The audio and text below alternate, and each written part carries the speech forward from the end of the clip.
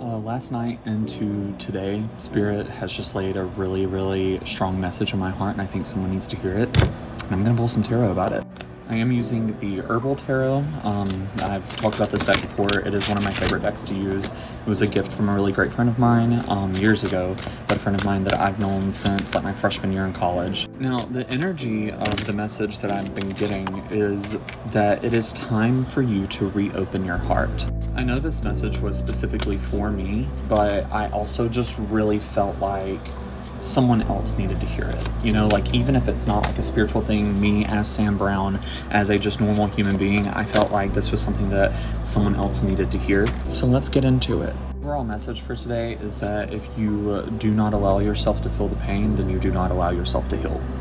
If you're not feeling the things that you've been through and you're simply just trying to push them away out of fear of disappointment, fear of the pain, you're never going to heal and recover from that past situation. Some of you are dealing with depression based off of something that you feel like you've lost from the past or something that you walked away from. See, in this situation, you really chose yourself and you chose you, and you are continuing to choose you, but there's a part of you that can't let go of what the other option could have been, and can't let go of what the possibility could have been if you would have done things differently in the past, or if someone else would have done things differently in the past.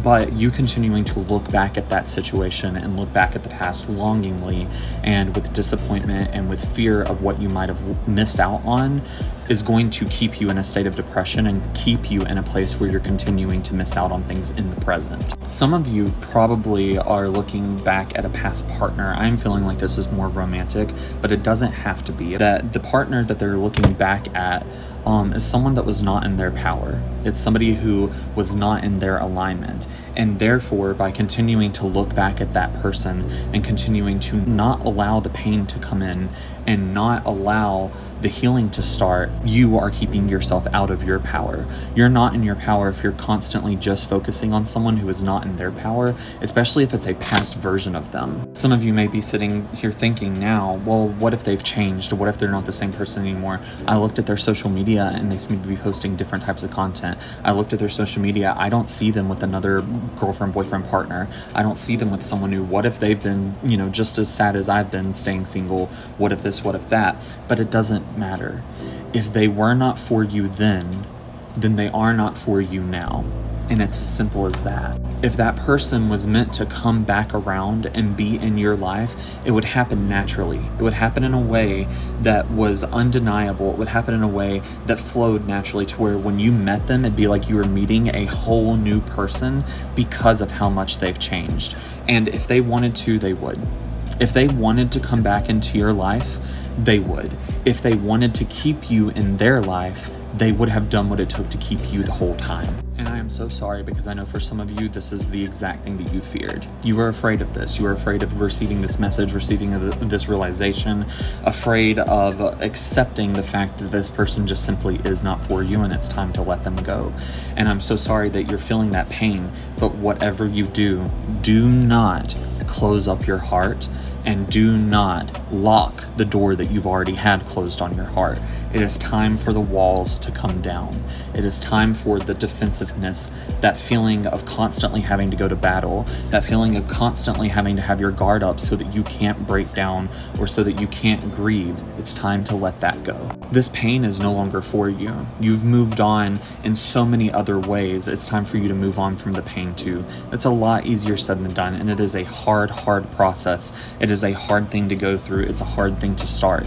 But what you have to understand is that the pain that you've been through, the trauma that you've been through, all of the things that you've been through up to this point, they have prepared you and given you the battle skills and the warrior knowledge to move forward now.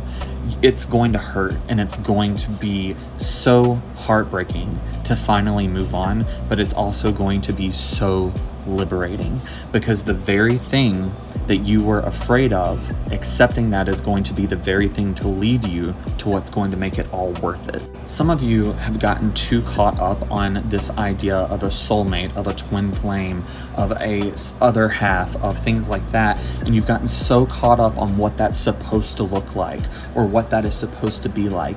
But I'm gonna tell you a secret, okay? A normalized relationship is completely made up. Our society has completely made up what a normal relationship looks like, has completely made up what normal dating looks like. You have gotten so caught up in your head on what a normal relationship looks like for you, and what a healthy relationship looks like for you, and what a soulmate looks like for you, and what that kind of partner would do for you, or what kind of gap that partner would fill in your life, that you have completely lost touch of the things that you could actually need, and the good things that actually could be brought to you by a partner. I'm a big person on independence, on self-healing, on self-reliance and things like that, but there are certain things and certain fruits that a partner could bring into your life, and you're not allowing that to happen because you're so caught up on what a partner should look like, or what kind of partner you have convinced yourself that you want or need. Finally, you are not hopeless. You are not unlovable. You are not incapable of receiving another person's passion or compassion. You are capable of all of those things. You are capable of love. You are capable of receiving love. You are capable of receiving compassion. You are capable of finding a soulmate that is perfect and right for you and no one else. Look at me in my eyes. You are capable of being loved that way, of having someone who looks at you and continues to choose you every single day. You're capable of that, and you're deserving of it. It doesn't matter what your past is, it matters what you are doing right now to change yourself, to change, to be a better person, to change your world, to change your atmosphere, to change your life. That is what matters. And right now, what is needed, the change that is needed, is for you to finally let the pain in, let the heartbreak in, let all of it in, and heal, so that you can also let the love in. It's time to open your heart back up. Break the distractions that you have been holding on to so hard that keep your focus locked on everything but what you should be focusing on, because right now you need to be focusing on that past heartbreak so that you can let it go. You need to fully grieve and start that grieving process, and then start to focus on allowing love into your life. That doesn't have to be romantic love. That can be communal love. That can be friendship love. That can be family love. That can be the love of a pet. But you need to start allowing love in all shapes, all forms, all facets back into your life and back into your heart. Stop trying to hold on to everything and just let it go. If it's meant to stay, it will. And if it's not, it will leave, and that's okay. And it is just time to grieve what won't stay so you can enjoy what will.